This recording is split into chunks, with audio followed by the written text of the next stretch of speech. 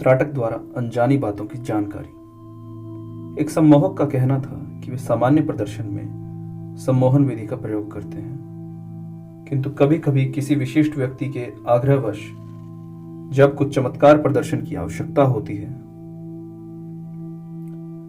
तब वे भारतीय त्राटक विधि से काम लेते हैं। उनका विश्वास था कि त्राटक विधि के द्वारा जो सफलता मिलती है वह अन्य किसी विधि के द्वारा नहीं मिल पाती। उनका विश्वास है कि त्राटक के द्वारा इतनी तीव्र दृष्टि प्राप्त हो सकती है जिसे दिव्य दृष्टि भी कह सकते हैं।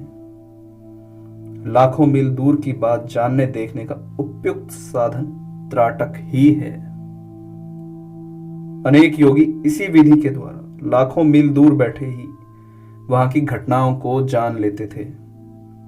उनका कहना था कि सम्मोहित अवस्था में किसी अनजान भाषा का पढ़ा जाना,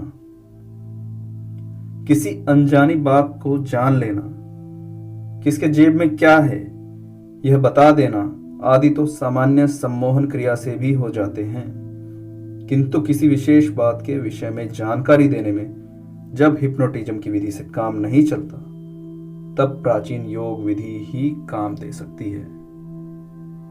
उस समय यह त्राटक ही काम करता है।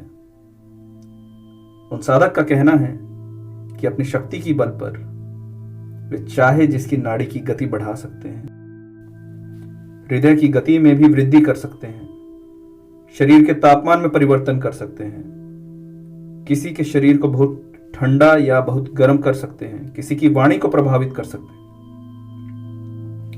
किसी की श्रवण शक्ति को भी घटा बढ़ा सकते हैं, किंतु यह अवस्थाएं प्राय अस्थायी रूप से ही की जा सकती हैं। नमस्कार।